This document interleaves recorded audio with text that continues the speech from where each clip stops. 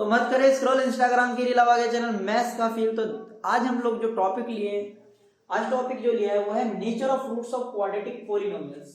आज मैं आप लोगों को क्वाड्रेटिक पॉलिनोमियल्स के जो नेचर ऑफ रूट्स का मतलब है वो एकदम ढंग से समझाने वाला है यार, वीडियो को लास्ट तक जरूर देखना। तो देखिए नेचर ऑफ रूट्स कि जो रूट्स है वो कैसे होंगे, रियल होंगे, कॉम्प्लेक्स होंगे, एग्जिस्ट करेंगे या नहीं करेंगे। सर कैसे पता चलेगा एग्जिस्ट कर रहे हैं नहीं कर रहे हैं, सर इक्वल है या रूट डिस्टिंक्ट है, तो क्या बातें हैं सर, ये सारी बातें समझा दो। तो देखो यही समझाने में आया हूं आप लोगों को। तो nature of roots quadratic polynomial. First of all what do you mean by quadratic polynomial? I hope सभी जानते हैं कि क्वाड्रेटिक पॉलिनोमियल क्या होता है। If degree of any polynomial is 2 then this polynomial are known as quadratic polynomial. Yes and no? Yes. कि अगर किसी पॉलिनोमियल की डिग्री 2 है, अगर किसी पॉलिनोमियल की डिग्री 2 है तो वो पॉलिनोमियल क्या होता है? वो पॉलिनोमियल क्वाड्रेटिक पॉलिनोमियल होता है ना। डिग्री मींस क्या? Highest power of variable. Highest power of variable is known as degree of polynomial, है ना। तो अगर किसी पॉलिनोमियल की जो वेरिएबल की जो पावर है वो अगर 2 है, हाईएस्ट पावर 2 है, तो वो हमारा क्वाड्रेटिक पॉलिनोमियल होगा। हम उनके रूट्स की बात करने आए। अच्छा उससे पहले मैं रूट्स का मतलब थोड़ा सा समझा देता हूं आपको। तो रूट्स का मतलब क्या होता है? रूट्स का मतलब क्या होता है समझ लेते हैं कि जो क्वाड्रेटिक पॉलिनोमियल है उसमें x की वो सभी वैल्यूज जिससे उस क्वाड्रेटिक पॉलिनोमियल की वैल्यू 0 आ जाए तो उसको हम बोलते हैं रूट्स ऑफ अ पॉलिनोमियल। ठीक है, उसको हम क्या बोलते हैं? रूट्स। मतलब क्या है समझाता हूं। जैसे कि मान लीजिए मैंने कहा px is equals to x square minus 1। Let's say x square minus 1 ये क्वाड्रेटिक पॉलिनोमियल है because here degree of this polynomial is 2। x की जो हाईएस्ट पावर हो कितनी है? 2 है। तो इसका मतलब ये क्या है? क्वाड्रेटिक पॉलिनोमियल है। मैं आपसे कहूं कि x की वैल्यूज बताओ जिससे px की वैल्यू क्या आ जाए? 0 आ जाए। मैं आपसे कहूं कि ऐसी x की वैल्यूज बताओ जिससे px की वैल्यू 0 आ जाए, तो आप तुरंत जवाब देते हो कि x इक्वल्स टू 1 और x equals to minus 1। Because मैं p1 की बात करूं तो p1 की बात करूं तो कितना आएगा? 1 का स्क्वायर माइनस 1 यानी कि 1 माइनस 1 यानी कि क्या आएगा? 0। और मैं p ऑफ माइनस 1 की बात करूं तो भी आंसर कितना आएगा? माइनस 1 का स्क्वायर माइनस 1 यानी कि 1 माइनस 1, तब भी कितना आएगा? 0। यानी कि x equals to 1 and x equals to minus 1 is a 0 या इज अ रूट्स। हां, जीरोस और रूट्स, हम इसको जीरोस भी बोल सकते हैं या रूट्स भी बोल सकते हैं कि x equals to 1 and x equals to minus 1 is roots of given polynomial x square minus 1। कि इस px के x स्क्वायर माइनस 1 के ये क्या है? रूट्स है। क्योंकि x इक्वल्स टू 1 और x इक्वल्स टू माइनस 1 पर इस px की वैल्यू कितनी आने वाली है? 0 आने वाली है। हाँ, तो अब बात समझते हैं, हमें नेचर ऑफ रूट्स की बात करनी है। तो देखिए आपको मैं एक बात समझाना चाहता हूं कि हर कंडीशंस में, मतलब ऐसा जरूरी नहीं कि हर केस में रूट्स निकल जाए, है ना। हर केस में जरूरी नहीं है रूट्स निकले। हाँ, कई केस में हो सकता है कि रूट्स वो कॉम्प्लेक्स रूट हो, है ना। तो आप कॉम्प्लेक्स नंबर्स के बारे में 11th क्लास में ज्यादा डिटेल में पढ़ेंगे, वहां पर चैप्टर नंबर 5 है। ठीक है, यहां पर हम ओनली रियल रूट्स की बात करने वाले हैं। जैसे कि मैं आपको बात समझाने की कोशिश करता हूं। जैसे इसी को लेते हैं, चलो इसी को आप अच्छे से पढ़ते हैं। इसी को एक्स स्क्वायर माइनस, समझते हैं कि एक्स स्क्वायर माइनस 1 में हमारे पास दो रूट है। कौन कौन से? एक तो है एक्स इक्वल्स टू 1 और माइनस 1। तो आपने एक चीज नोटिस करी, यहां पर जो दोनों रूट हैं वो कैसे हैं? Both root are distinct. ये दोनों रूट कैसे हैं? अलग अलग है। अब 1 और माइनस 1 क्या है? रियल रूट्स है ना। और कैसे रूट्स हैं? रियल रूट्स हैं। ये कैसे रूट्स हैं? रियल रूट्स है ना। एक्स जितने भी नंबर्स हैं हमारे पास वो सभी के सभी रियल से, है ना। जो रियल नंबर्स नहीं है वो किस प्रकार के होंगे? जब भी रूट के अंदर आपके पास नेगेटिव जैसा कुछ आ जाए तो वो रियल रूट्स नहीं होंगे हमारे पास, है ना।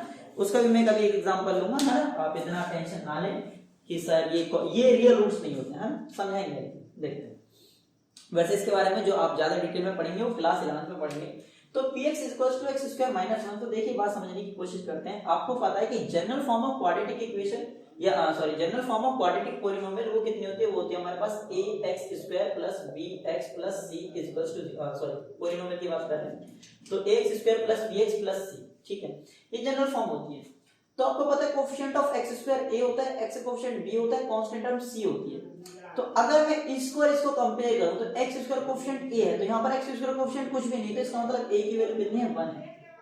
ठीक है, मैं 1 मान सकता हूं। यहां पर x का कोएफिशिएंट b है, यहां पर x नहीं है, इसका मतलब यह है कि b की वैल्यू 0 रही होगी। इसका मतलब यह है कि b की वैल्यू 0 रही होगी, जब भी तो 0 इनटू x क्या हो गया होगा? 0 हो गया होगा, जो कि इस टर्म में नहीं है। इसका मतलब b की वैल्यू कितनी है? 0।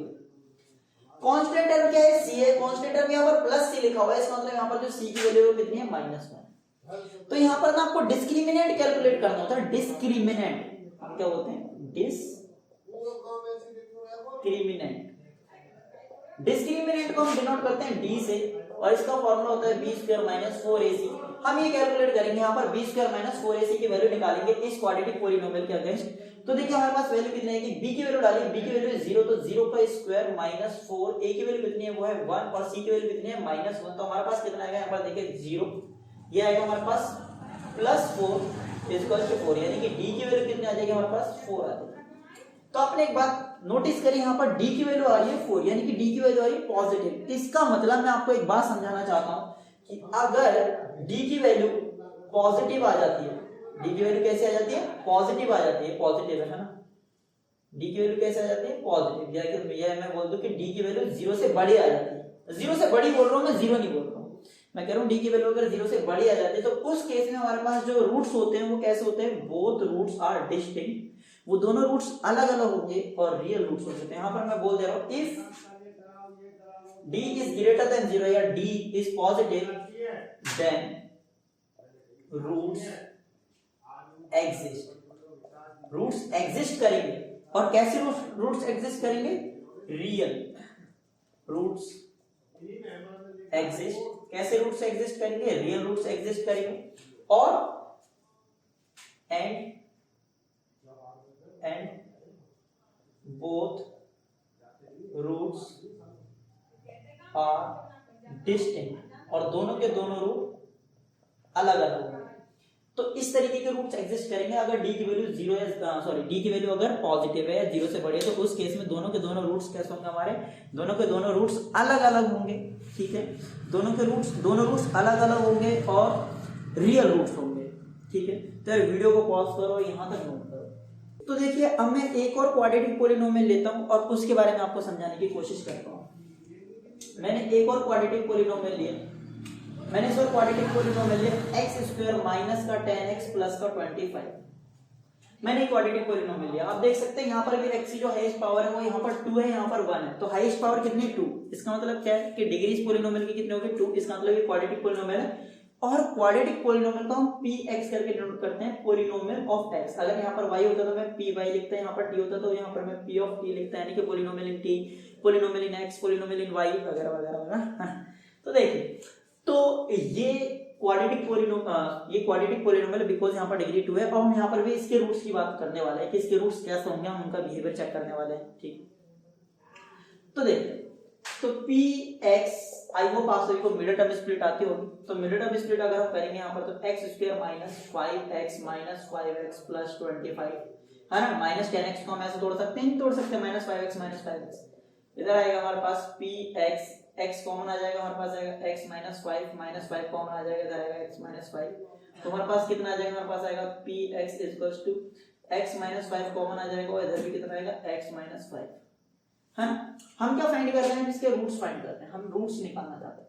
रूट्स का मतलब क्या होता है, x की वो वैल्यूज जिससे px की वैल्यू 0 हो जाए, बात समझो। रूट्स का मतलब होता है x की वो वैल्यूज जिससे px की वैल्यू क्या हो जाए, 0 हो जाए। तो हम px की वैल्यू 0, हम x की वो वैल्यूज चाहते हैं जिससे px की वैल्यू 0 हो जाए। इसका मतलब हम क्या करेंगे, put px is equals to 0, px को 0 पुट करो तो 0 इज इक्वल्स टू क्या आएगा, x माइनस 5, और यहाँ भी क्या आएगा, x माइनस 5। अच्छा, इस वाली बात को मैं मतलब समझाता हूँ आप लोगों को। कह रहे x minus 5 multiply by x minus 5 is equals to 0, तो हम क्यों कह देते हैं, ऐसा क्यों लिख देते हैं कि x minus 5 is equals to 0, और यहाँ से भी x minus 5 is equals to 0, ऐसा क्यों लिख देते हैं सर, क्यों लिख देते हैं आप, ये बात समझाता हूँ। तो देखिए ऐसे क्यों लिख दिया जाता है, आप एक बार समझने की कोशिश करिए। तो हमारे पास जितने भी रियल नंबर्स होते हैं ना, जितने भी रियल नंबर्स होते हैं हमारे पास, अगर दो नॉन जीरो रियल नंबर्स हैं, मान लीजिए मैंने कहा a नॉट इक्वल्स टू 0 और b भी नॉट इक्वल्स टू 0, तो definitely a into b not equals to 0 होगा। अगर a कोई नंबर है, मैंने कहा कि a and b are any number, any real number, मैंने कहा a और b ऐसे नंबर है जो a 0 नहीं है, b भी 0 नहीं है, तो इसका मतलब a इंटू बी कभी भी 0 नहीं हो सकता। और अगर मैं ये कह रहा हूं कि a इंटू बी 0 है, तो इस वाली बात का मतलब ये है if a is equal to 0, अगर a इंटू बी 0 है तो इसका मतलब या तो a की वैल्यू 0 होगी और या b की वैल्यू 0 होगी, और या a भी 0 होगा और b भी 0 होगा। बात समझ में आ रही है नहीं आ रही है? मैं कह रहा हूं अगर a इंटू बी 0 है तो इसका मतलब क्या है, या तो a 0 है या b 0 है या a भी 0 है और b भी 0 है। अगर दो नंबर्स का प्रोडक्ट 0 है तो इसका मतलब उनमें से कोई एक नंबर 0 होना बहुत ज्यादा जरूरी है, दोनों नंबर 0 हो सकते हैं। तो देखिए यहां से बात समझते हैं, यहाँ पर यानी कि यहाँ पर ये भी एक नंबर है और ये भी एक नंबर है, इन दोनों नंबर्स की प्रोडक्ट क्या है 0 है, या तो x माइनस 5 0 होगा या ये वाला x माइनस 5 0 होगा या दोनों के दोनों 0 होंगे। तो हमने बोला x minus 5 is equal to 0 या x minus 5 is equal to 0, तो यहाँ से x की वैल्यू कितना आ जाएगी 5 और यहाँ से भी x की वैल्यू कितना आ जाएगी 5। तो आप एक बात नोटिस कर रहे हैं, यहाँ पर x की दो वैल्यूज आई हैं और दोनों की दोनों वैल्यू सेम आई है, यानी कि इस क्वाड्रेटिक पोलिनोमियल के दो रूट्स आए हैं, ठीक है, और दोनों के दोनों रूट्स रियल हैं और दोनों रूट्स इक्वल है। इस बार दोनों रूट्स कैसे इस बार इक्वल है, तो दोनों रूट्स अगर इस बार इक्वल है तो देखिए अब इस वाले केस में क्या करेंगे, तो देखते हैं इस वाले केस में क्या करेंगे। फिर से वही हम डिस्क्रिमिनेंट निकालते हैं। तो जनरल फॉर्म क्या होते हैं, जनरल फॉर्म होती है ax² plus bx plus c। तो coefficient of x² is known as a, it's mean मतलब इसका मतलब क्या है कि x² कोफिशिएंट यहां पर कुछ भी नहीं तो 1 मान लेंगे और b की वैल्यू कितनी हो जाएगी -10 और c की वैल्यू कितनी हो जाएगी 25। तो d की वैल्यू निकालते हैं, तो d इज इक्वल टू होता है b² - 4ac। तो b की वैल्यू डाल दो, b की वैल्यू है -10 का स्क्वायर माइनस 4, a की वैल्यू कितनी है 1 और c की वैल्यू कितनी है 25। तो हमारे पास कितना आएगा 100 और इसको जब 4 से 25 को मल्टीप्लाई करेंगे -100 और इक्वल्स टू 0, तो इसका मतलब d की वैल्यू कितनी आ रही है 0 आ रही है। तो आप यहां पर नोटिस करो d की वैल्यू 0 आ रही है, किस केस में d की वैल्यू किस केस में 0 आ रही है, d की वैल्यू उस केस में 0 आ रही है जिस केस में दोनों के दोनों रूट्स कैसे हैं इक्वल है, इक्वल। तो यानी कि यहां से कंक्लूजन निकलता है हमारे पास कि if d is equal to 0 then both roots are real and equal। कि अगर d की वैल्यू 0 आ जाती है तो उस केस में बोथ रूट्स आर रियल, दोनों के दोनों रूट्स रियल तो होंगे ही होंगे और दोनों के दोनों इक्वल भी होंगे, सेम रूट। यानी कि अब एक बात समझ लीजिए आप कि d इक्वल्स टू 0 और d की वैल्यू जब 0 से बड़ी है तो उन दोनों केस में रूट्स एग्जिस्ट भी करते हैं। तो यार वीडियो को पॉज करें, नोट करो, फिर देखते हैं आगे। देखिए एक और मैं क्वाड्रेटिक पोलिनोमियल लेता हूं, px is equals to x² plus 1। मान लीजिए मैंने ये क्वाड्रेटिक पोलिनोमियल लिया, यहाँ पर भी आप देख सकते हैं कि x की हाईएस्ट पावर कितनी है 2 है, तो इसलिए ये भी एक क्वाड्रेटिक पोलिनोमियल है बिकॉज़ यहाँ पर डिग्री कितनी है इस पोलिनोमियल की 2 है, तो इसलिए ये भी एक क्वाड्रेटिक पोलिनोमियल है। सर इतनी जल्दी मत बोलो। तो देखिए आगे ठीक, तो px equals to x² plus 1। तो अब यहाँ पर हम जीरोस निकालने की कोशिश करते हैं। मैं आपसे कह रहा हूँ x की एक ऐसी वैल्यू बताओ जिसको हम 1 में ऐड करें और 0 आ जाए। सोच सकते हो, सोच लो। मैं कह रहा हूं x की एक ही बता दो यार, दो तो छोड़ो। आपको पता है यहाँ पर पावर 2 है, इसका मतलब दो रूट्स एग्जिस्ट करेंगे। आपको पता होना चाहिए क्वाड्रेटिक पोलिनोमियल में दो रूट एग्जिस्ट करते हैं बिकॉज जितनी डिग्री होती है उतने ही रूट्स होते हैं। यहाँ पर डिग्री 2 है तो इसका मतलब इसके दो रूट्स होंगे। तो यहाँ पर आप एक ही रूट बता दो ना मुझे इसका, कि x की ऐसी वैल्यू बता दो जिससे मैं x इसमें डालूं वो वैल्यू जिससे और 1 ऐड करूं तो px की वैल्यू 0 आ जाए। आप यहाँ पर ऐसा कोई भी x निकाल ही नहीं सकते, ठीक है। तो जब कोई भी x ऐसा निकाल ही नहीं सकता, आप खुद सोचिए अगर मान लीजिए मैं 1 लेता हूँ, है ना, मान लीजिए मैं 1 डालता हूँ, मैंने कहा x इक्वल्स टू 1 ले लो, तो 1 का स्क्वायर करेंगे और प्लस 1, तो देखो ये कितना आ रहा है 1 प्लस 1 आ रहा है, 2 आ रहा है, यानी कि x इक्वल्स टू 1 पर p1 की जो वैल्यू है वो नॉट इक्वल्स टू 0 है। तो इसका मतलब x equals to 1 x equals to 1 इस पोलिनोमियल का कोई 0 नहीं है। 1 पे भी चेक कर लीजिए, -1 पे चेक कर लो, -1 का स्क्वायर प्लस 1 तो कितना आ जाएगा 1 प्लस 1, ये भी कितना आ जाएगा 2। तो p ऑफ -1 की भी वैल्यू किसके बराबर है, नॉट इक्वल्स टू 0 के बराबर है, वो भी 2 आ रही है। तो यानी कि ना तो 1 इसका 0 है ना -1 इसका 0, तो यानी कि सर जी ये है क्या कि इसका 0 है या नहीं, तो हाँ इसका 0 है, बट इसका जो 0 होगा वो कॉम्प्लेक्स इमेजिनरी नंबर होगा। इमेजिनरी मतलब रियल नंबर्स में इसके रूट्स एग्जिस्ट ही नहीं करते। तो बात समझते हैं, यहाँ पर हम डिस्क्रिमिनेंट की वैल्यू निकालते हैं। तो आपको फिर से जनरल फॉर्म लिखता हूँ, ax² plus bx plus c। तो x² कोएफिशिएंट a होता है तो यहाँ पर a की वैल्यू कितनी हो गई 1 हो गई, b की वैल्यू 0 हो गई और c की वैल्यू 1 हो गई। आप जब d की वैल्यू निकालेंगे तो d equals to b² - 4ac होता है। तो यहाँ पर हम जब आगे इसको सॉल्व करेंगे तो हमारे पास b की वैल्यू कितनी है 0 का स्क्वायर माइनस 4, a की वैल्यू कितनी है 1 और c की वैल्यू कितनी है 1। यहाँ पर आएगा 0 माइनस का 4 यानी कि माइनस 4, यानी कि d की वैल्यू कितनी आ जाएगी माइनस 4। यानी कि यहाँ पर आप सीधी सीधी सी एक चीज नोटिस करते हैं कि d की वैल्यू कितनी आ रही है माइनस 4 आ रही है। तो जिस केस में d की वैल्यू नेगेटिव आ जाएगी उस केस में रूट्स एग्जिस्ट नहीं करेंगे। ये वाली बात अपनी अपनी टी शर्ट पे लिखवा दो। तो देख, तो इफ d लेस देन 0 और नेगेटिव, दोनों बात सेम है, या तो d की वैल्यू 0 से छोटी हो जाए और नेगेटिव हो जाए, then roots does not exist. या तो ये बोल दो रूट्स डज नॉट एग्जिस्ट, या ये बोल दो real roots does not exist, real roots does not exist, only